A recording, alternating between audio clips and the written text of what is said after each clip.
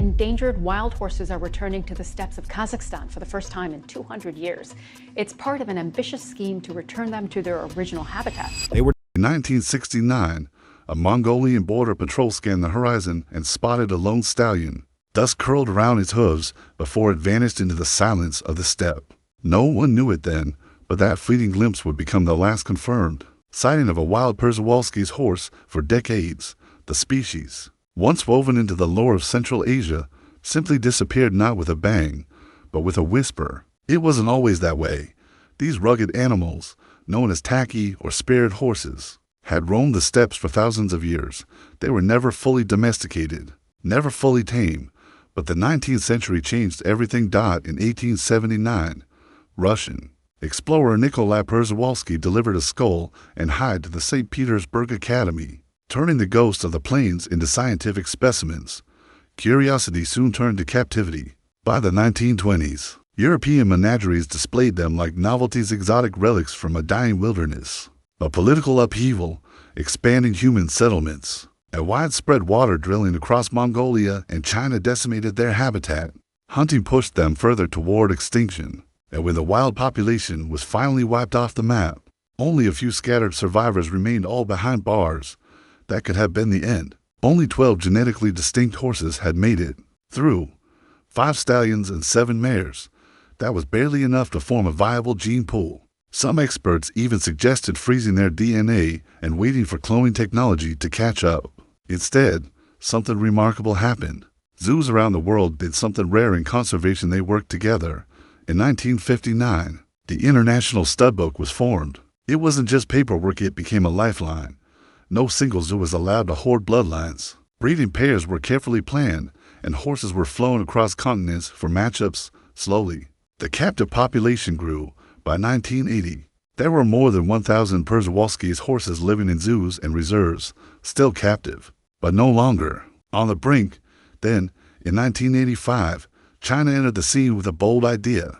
The Ministry of Forestry decided it was time to bring the tacky home. They chose a patch of desert in Jimsur County, Xinjiang, for square kilometers of scrub and wind. It wasn't lush, but it was wild, and wild was exactly what these horses needed. Over the next 20 years, 24 Przewalski's horses arrived from zoos in the UK, Germany, and the US. They didn't fly first class, they flew in Ilyushin 76 cargo jets, each horse tucked into padded box stalls. During layovers in Novosibirsk, misting units cooled them down with fine sprays of water. Once in Jimsur, the real test began. Quarantine lasted 30 days. Vets screened for every known equine illness. No hand feeding. Keepers scattered native grasses like feathered grass and reeds across the enclosures. To train their palates for the desert, they even sprinkled wolf scat around the fence lines, a trick to awaken ancient instincts without the risk of real predators. Behind the scenes, geneticists watched closely. Thanks to meticulous pairing and new DNA techniques, the herd at Jimsur managed to retain over 95% of known wild genetic diversity, a staggering feat, considering their narrow origins. But numbers weren't enough. To truly reclaim their wildness, the horses needed more than safety. They needed freedom.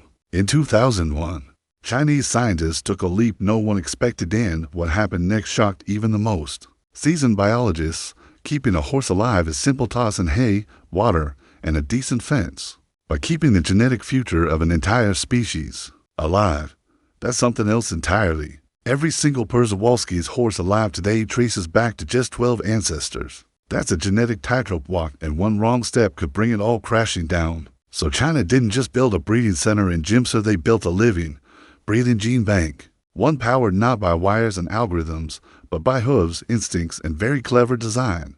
The blueprint is genius in its simplicity. For satellite pastures, ring the main facility like a compass rose. In each pasture, one stallion rules a harem of 6 to 8 unrelated mares. But here's the twist. No group stays put for more than a year. Every spring, the entire arrangement shuffles. Adults are sedated, lifted onto flatbeds, and rotated clockwise to the next enclosure. This keeps bloodlines fresh and mimics what would happen in the wild, where young fillies naturally drift away to prevent inbreeding. But it doesn't stop at moving trucks. Behind the scenes, powerful genetic software tracks everything. When a foal is born, a sample from its umbilical cord gets logged into a national DNA database. The system maps genetic markers back to the 1959 International Studbook and uses cloud-based tools to scan for risk. Potential inbreeding combinations are flagged in red: too much genetic overlap. Green means go. The result: a digital dashboard that breeders jokingly call horse Tinder. It even includes glam shots of stallions with windswept manes and scores showing each horse's genetic diversity.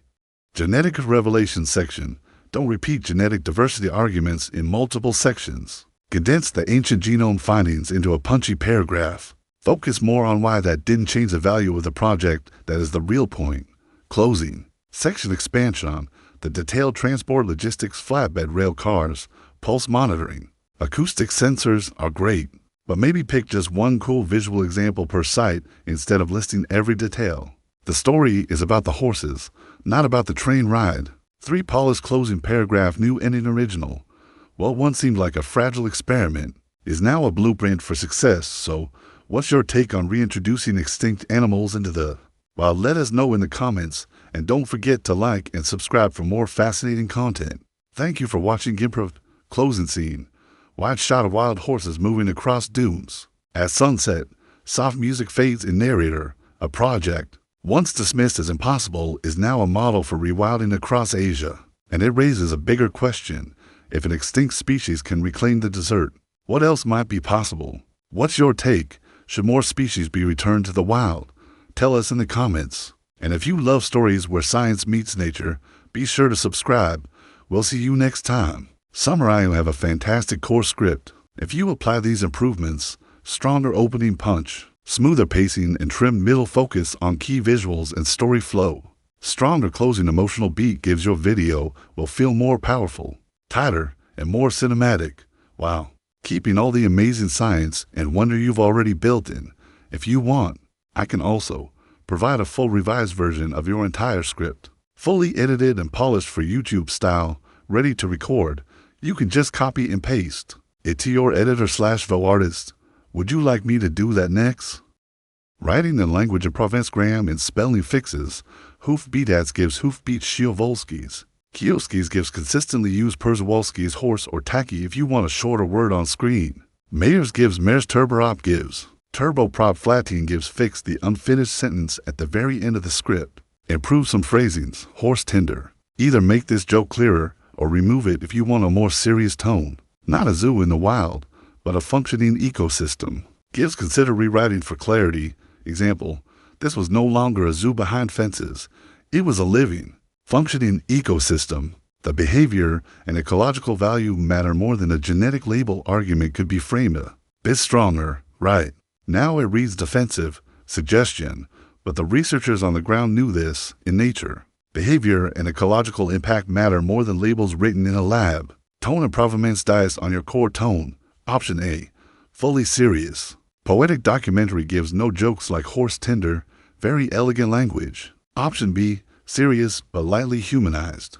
Gives keep one or two tasteful moments of humor, but consistent tone throughout.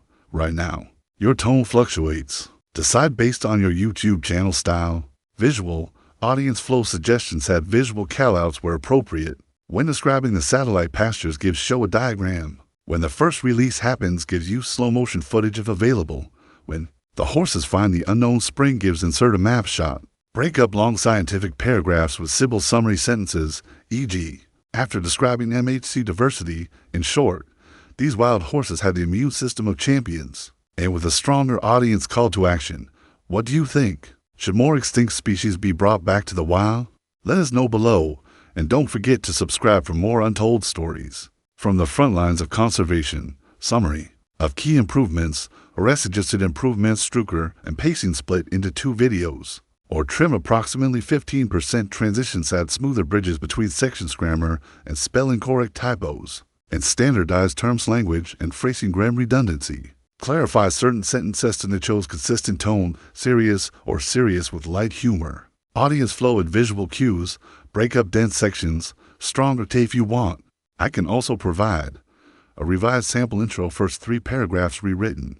For stronger punch, a suggested outline of sections to cut. Trim for better pacing. A polished closing paragraph to land any better. Just say what you'd like me to do. Original. China released a herd of these extinct horses straight into one of its harshest deserts. Experts called it madness. Nature had the final say. What happened next didn't just surprise the locals, it left biologists across the globe scrambling for answers. This is the story of a species reborn and the desert that tried to break them improved. Opening scene, slow aerial shot of desert, sound of wind, dramatic pause. Narrator, when China released a herd of extinct horses into one of its most unforgiving deserts. Many experts called it madness. The desert would surely swallow them whole. But nature had other plans. What happened next stunned local herders and left biologists around the world scrambling for answers. This is the story of a species reborn and a wilderness transformed. To suggested outline of sections to cut, trim hers, where you can shorten the script by approximately 15%. To improve pacing, historical background section, condense the Russian explorer, plus 19th century captivity into 3 sentences max. Skip detailed museum references. Just say, by the early 20th century, the last wild herds had vanished. They're only survivors confined to European zoos. Gene bank section, you describe the satellite pastures, plus genetic software beautifully, but it goes on a bit long. Remove 1 paragraph from this section, the paragraph starting, but it doesn't stop at moving trucks. Could be summarized instead. Engaging hook and title, they released a herd of extinct horses into China's desert. What happened next shocked biologists is very clickable and fits well with YouTube trends mystery. Plus surprise plus high stakes. The first few sentences hooked the audience quickly. Experts called it madness. Nature had the final say. Narrative structure as story is well structured. Background on the horse historical. Extinction concerts and efforts dramatic really is unexpected biological, ecological outcomes. Future plants this chronological plus suspense-driven. Approach keeps the audience interested. Rich, evocative language, good use of imagery and scene setting.